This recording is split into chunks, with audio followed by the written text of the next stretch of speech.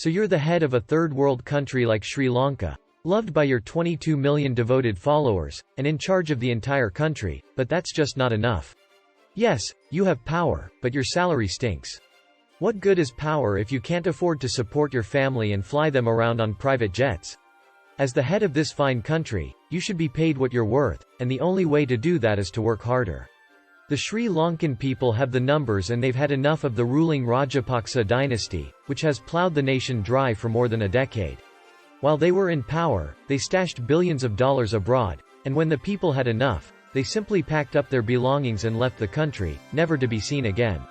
Rajapaksa and his wife have since left the country, joining other members of his family. Music. The Rajapaksa family made off with so much money because they buried Sri Lanka in debt, and those who provided the country with that debt didn't do so out of altruism. They also benefited from it. The more third world countries are enslaved by debt, the more leverage they have over these nations when those nations are unable to pay their debts. Oh well, I guess you're just going to have to give us all of your natural resources. Confessions of an Economic Hitman by John Perkins is a mind-bending book that everyone should read, and the best part is that you can listen to this audiobook for free right now when you sign up for Audible using the link below. If you're not listening to audiobooks, you're really missing out. A recession is likely to just get worse over the next 1 or 2 years, and the best hedge against a recession are your skills, because while a job can be taken away from you, your skills cannot. This is why I've been using Audible for the last 4 years, and this is why I will continue using them until the day I die. Jake Train or texting Jake Trent the Audible 500 to 500. Use the link below to contact Jake Tran or text Jake Tran to 500,500. We appreciate Audible for supporting this video. No matter how democratic the process is supposed to be, there are really only 2 ways to become president in most developing countries. Either you come from a wealthy, well-respected family, or you people please by appealing to the masses. In the case of the Rajapaksa family that ruled Sri Lanka, they employed both strategies. The Rajapaksas were wealthy and well-known in Sri Lanka long before they became the country's ruling family. They originally made their money from fishing. Briefly stated, a rebel group known as the Tamil Tigers waged war against the government because they believed it discriminated against them and their people. It was during this time that the Rajapaksa family really made a name for itself. In 2005, Mahinda Rajapaksa was elected president of Sri Lanka thanks to his family's good reputation. Shortly after, he named his younger brother Gotabaya as the nation's Minister of Defense. Together, the Rajapaksa. To cut a long story short, the 2 Rajapaksa brothers were recognized as national heroes for maintaining peace in the country for 10 years after the Tamil Tigers were finally eradicated in 2009. After the death of Mahinda Rajapaksa in 2015, a new leader from a different family was chosen, but the Rajapaksa family found that intolerable because they had already tasted the power, wealth, and total control over millions of people's lives. As a result, in 2018 Gotabaya Rajapaksa declared his intention to run for president, supported by his position as a war hero and defense minister of Sri Lanka, and with all of his family's tax cuts were a dream come true for regular Sri Lankans who worked hard to earn their money. So in November 2019, Gotabaya Rajapaksa was elected president of Sri Lanka. Over the next 3 years, he would provide you, our power-hungry, money-hungry leader of a third-world country, with the ideal action plan for robbing your people of every last cent they possess. To really make the most of your time and authority and steal as much money as you can, you're going to need support. A single corrupt president can steal a lot of money, but an entire government of them can take a country for all it's worth. That's why you need to elevate as many members of your family as you can into positions of authority if you want to fill important government jobs with members of your family. In the first 2 years of Gotabaya Rajapaksa's presidency, his brother Basil was appointed to a position of authority in the government. This should be simple as long as you divert the public's attention with something they enjoy, like tax cuts, new developments, or fancy-sounding social programs. As long as the public is preoccupied with all the quote-unquote good you're doing, they won't notice you quietly filling the government with your goons. And once you control the country, how are you going to become wealthy if there is no money to steal?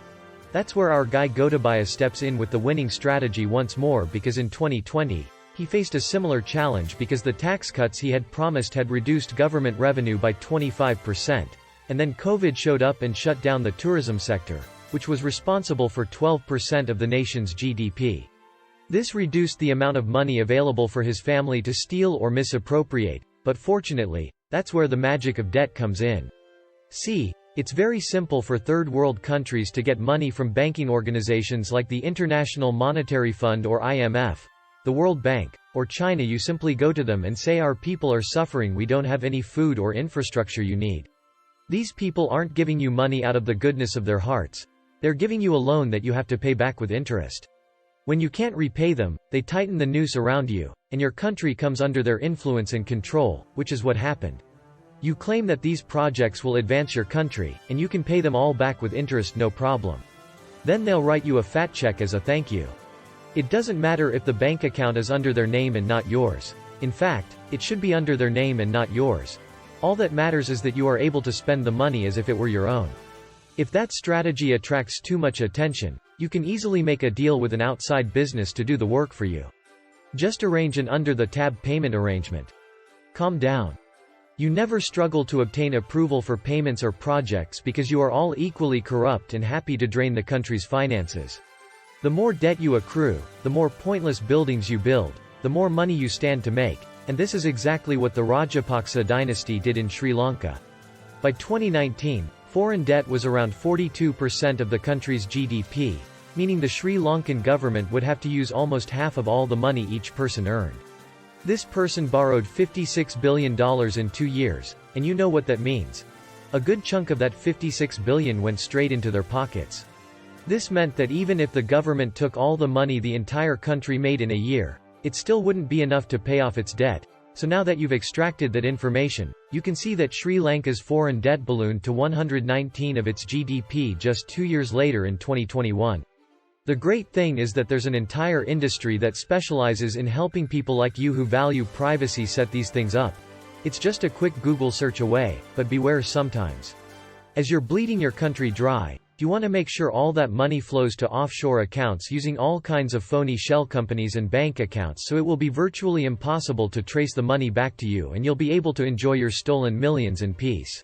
No matter how well you hide corruption, eventually people are going to notice billions of dollars disappearing into thin air, and that's when you have to come clean.